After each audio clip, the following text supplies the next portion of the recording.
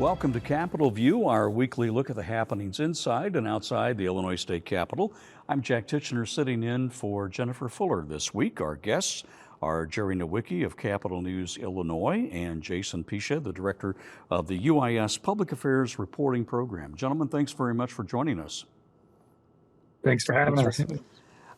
Big week just wrapped up at the Illinois General Assembly with the fall veto session coming to a close. Lawmakers finished their veto session by updating and clarifying some aspects of the controversial SAFE-T Act. Let's talk about some of the changes they made. There were some clarifications in what it means to have cash bail or eliminating cash bail, perhaps the most controversial aspect of the whole thing. Will it be enough to assuage the many critics of the SAFE-T Act?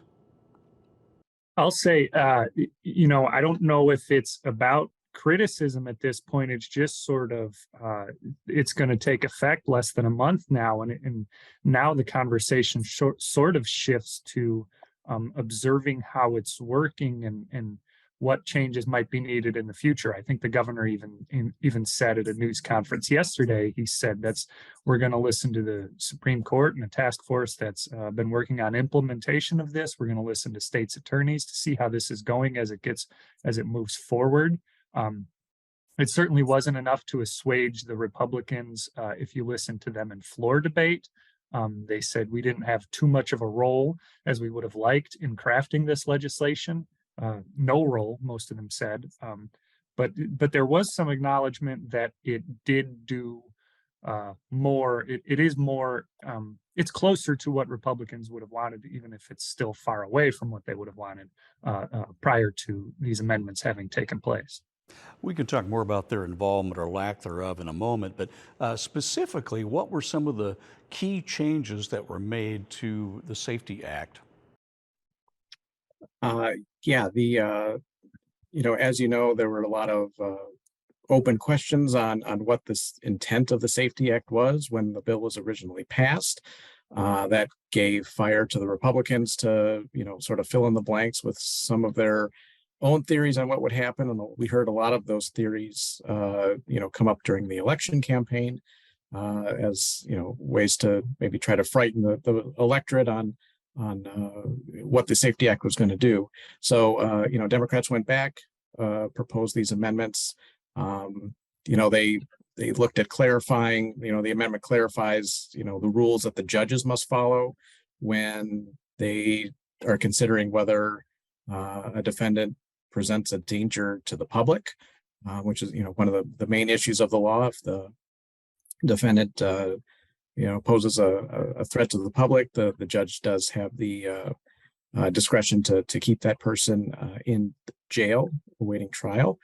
It also adds several offenses that allow a judge to detain that person. And I think maybe one of the biggest questions that got cleared up was, what was going to happen to the people already in county jails on January 1st. Listening to some Republicans who were sort of filling in the blanks of what wasn't sort of set out in stone or, set out very clearly in the law was, were the jail doors going to fling open and everyone was going to hit the streets on January 1st. That was never the intent. The amendment goes in and sets up a process by which people in jail can apply to become part of the system to have their bail reversed and give them an outlet to get out of jail. So there's some deadlines in there depending on the severity of the crime they're charged with, to have hearings within a week or 2 months or 3 months. So I think a lot of how these revisions will work, and assuaging the worries that people have about the elimination of cash bail, we'll see it in these first 3 months with how these initial hearings get handled. There was also a question about what would happen to people who were being cited for trespassing, whether police officers could actually make sure that the people moved off of the property where the problem was being caused. How was that handled? Yeah, there was a level of interpretation there that maybe there was some concern that it could be interpreted that the officers don't have that authority. Well, now it's very, very clear that they do.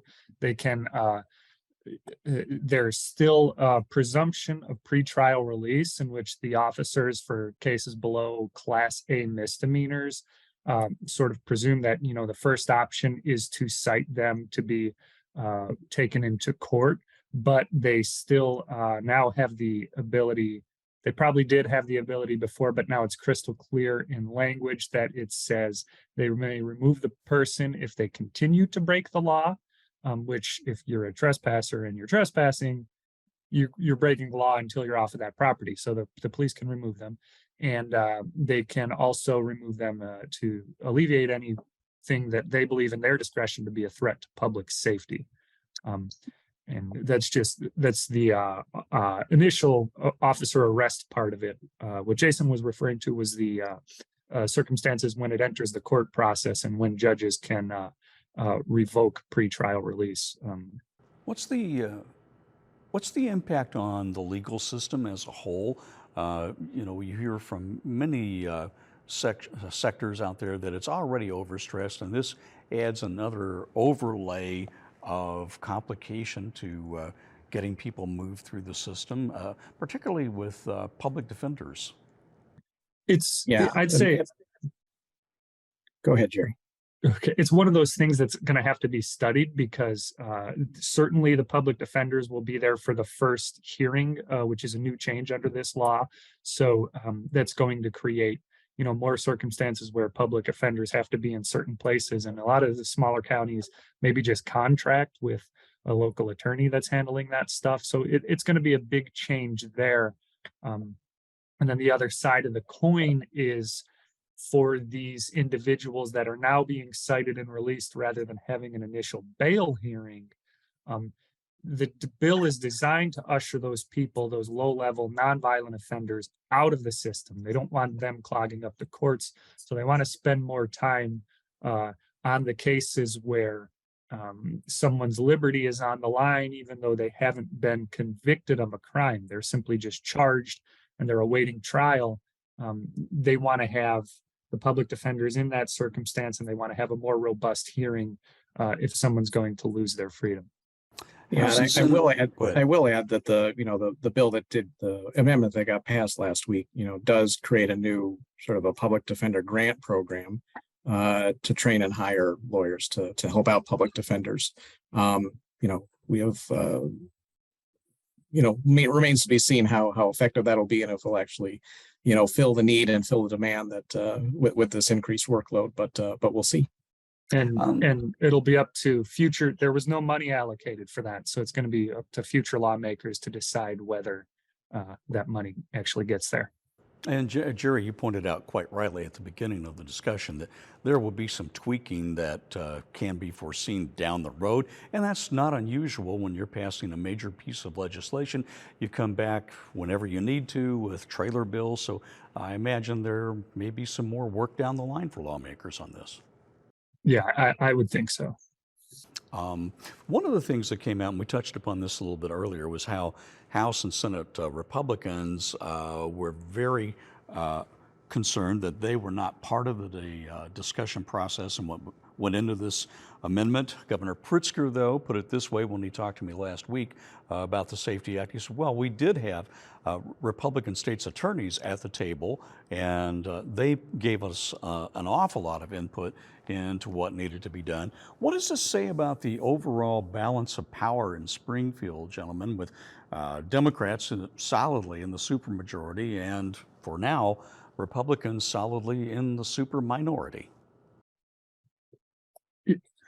Yeah, I'd say that it's sort of in the General Assembly, a lot of the discussion is between the liberal Democratic members and the more moderate ones. I think the GOP sometimes can have a voice or get the ideas heard in certain circumstances, but the general Democratic approach with this Safety Act stuff was there was such a level of hyperbole in the election season that it didn't really benefit the discussions to have Republicans in them at this time. Rightly or wrongly, I think that was their approach. there was a lot of talk about other things that might have worked their way into the legislative agenda during the veto session, but didn't, including a potential assault weapons ban.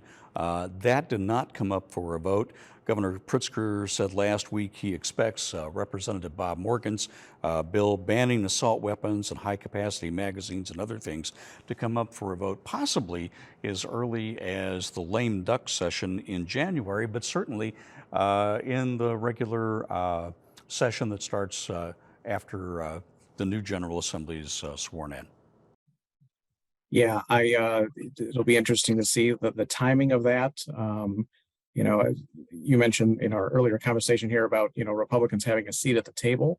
When we talk about, you know, gun rights and gun laws and things like that, that debate in Illinois, you know, historically is not just a Republican and Democrat thing. That issue falls along regional lines as well. So this is where we'll see, you know, suburban Republicans often, you know, coming onto the side of, you know, wanting some gun control. You know, current House Republican leader Jim Durkin has spoken in the past about his support of an assault weapons ban, and, you know, others as well. And, you know, when, you know, Democrats had a larger presence in downstate Illinois, you know, they sort of went with their regional ties as well, and would tend to be more supportive of, you know, upholding the rights in the Second Amendment. So again, it's a matter of timing. Governor Pritzker said this week he definitely would like to see some sort of, you know, assault weapon ban or some sort of gun control happen in the first half of the year here. So that would be, you know, the spring session or earlier. I think, you know, there's probably some motivation to get it done during this, you know, what we call the lame duck session, during these few days after the first of the year, where, you know, the current General Assembly, which, you know, includes a lot of outgoing members who are going to leave because they lost their elections or they're retiring, they may be more willing to, you know, do a more politically risky vote about something controversial like a weapons ban.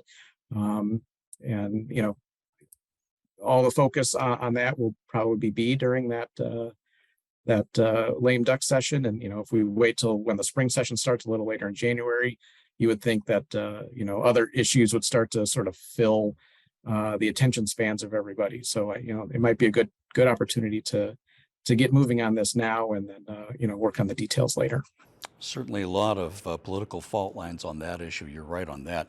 There was bipartisan agreement last week on paying off the remaining amount of balance on the unemployment insurance trust fund earlier than expected. We ended up borrowing something like $4.5 billion from the U.S. Treasury to keep people afloat because of the COVID pandemic situation. Jerry, Capitol News Illinois covered this in great detail. What are some of the takeaways for people to know about? The main thing was that as long as there was a balance, a negative balance in that fund, the rates for employers were going to rise indefinitely, and that would probably have coincided with some level of cuts to benefits for people claiming unemployment. Now, they have this proposal that's passed has bypassed cuts entirely. There will be no benefit cuts. There will be a level of adjustment for the level of wages, which are taxable under this. It's going to go up for a few years, but that's aimed at bringing the trust fund to a point of solvency, so that it essentially alleviates the upward pressure on employer taxes moving forward. It's just a super complex formula with a whole number of factors that go into it. But as far as the trust fund balance goes, the money that will be allocated by the General Assembly for all intents and purposes now. So there's still action required in the House, I believe, to finalize this, but it's going to be $1.8 billion that goes into the formula, which the employers, the Illinois Retail Merchants Association said will save employers from $915 million in tax increases over the next 5 years or so. And that was interesting. This was what was called, in the old days, the agreed bill process, where you had organized labor, you had the Merchants Association, all those folks there at the table getting their input into the discussion. Right. And so then if the thinking there is the labor interests don't want to see these benefit cuts. These employers don't want to see an added $915 million in tax increases. Let's get to the table. Let's get something done. And the fact that the state has $1.8 billion to give to this is really a news item in and of itself. Illinois is running a surplus. There have been a number of just weird economic factors amid the pandemic that have sort of persisted. And it's just for state governments, it's just a weird level of revenue performance that's been happening in recent years that the state has benefited from. And better fiscal decisions too, certainly than the Rauner years, probably the Quinn and Blagojevich years as well. Some big changes in the leadership and the House Republicans and the Senate Republicans. There are new leaders there. Tony McCombie of Savannah in the House, and John Curran from Downers Grove to lead their respective caucuses. What messages do you read into this move with a shift to new leadership on the House Republican and Senate Republican side after not a great outcome for Republicans in the November midterms? Jason? Yeah, on the House side of it, we talked to current House Republican leader Jim Durkin, who mentioned, he went into the election with a goal of hoping that 48 Republicans would grab seats in the House. They were at 45. He thought they could grab an extra 3. They actually ended up losing 5. They're down to 40 now. So he sort of saw that as his time to exit. Tony McCombie comes from Savannah, which is in the northwestern corner of the state. She's the first woman to lead a caucus in the House, which is significant. So I think that's a signal there that the Republicans are trying to bring in more of a moderate view. Not saying that Jim Durkin wasn't moderate. He was sort of the poster boy for moderation in the Republican Party. And then for the Senate, John Curran, a Republican from Downers Grove, also seen as more moderate than the past president. He, for example, he was one of those suburban Republicans we talked about that has supported an assault weapon ban in the past. So that's sort of setting a tone there. I think, as we talked about in the fallout after the election, Republicans around the country have realized that, they're the far right views of the party sort of brought on by, Donald Trump and others, and, the Darren Baileys of the world, those messages aren't resonating with Republicans, especially the ones or voters in general, and especially in Illinois. And they're just coming up short from a math standpoint. So Republicans have to find a way to make that tent bigger and bring in more people, and not so hardcore on those right-wing issues that sometimes get people excited and bring some drama to the whole debate. Jerry, McCombie told me a couple of days ago on Illinois Lawmakers that one of the things she needs to do in the House is to have their members find a sense of unity in their caucus and craft a message that people can trust Republicans again and stay away from the extremes. How do you read it? Yeah, I think that's going to be a challenge, certainly, because there are, as the downstate districts are drawn more red, and the redder districts get redder because of redistricting. It creates a sort of environment for the more conservative voices to be elevated in primaries, which also elevated Darren Bailey, who you wouldn't necessarily characterize the same way as you would Tony McCombie, certainly. But I think what's interesting to me is particularly in the Senate with Senator Curran, they actually had gained a seat this election cycle, which was news in and of itself. But Curran has been a guy who's shown a knack for getting a seat at the table with Democrats on a lot of things where um, other of his colleagues might not have. And I think that's partly because he's never been one to stand up in a news conference and spout the type of hyperbole that you often see in politics. He's just a general guy who reads a bill and says, this is how we can improve that. So maybe this is an attempt to say, hey, we got this guy here who's worked with Democrats. He voted for the Climate and Equitable Jobs Act energy reform. He was their lead voice in ethics reform. He's been at that table. He is, with some of the other ones, he voted for health care with Democrats. So I don't know if it's that the entire caucus is moderating it itself, but they've elevated a man who gets that seat at the table.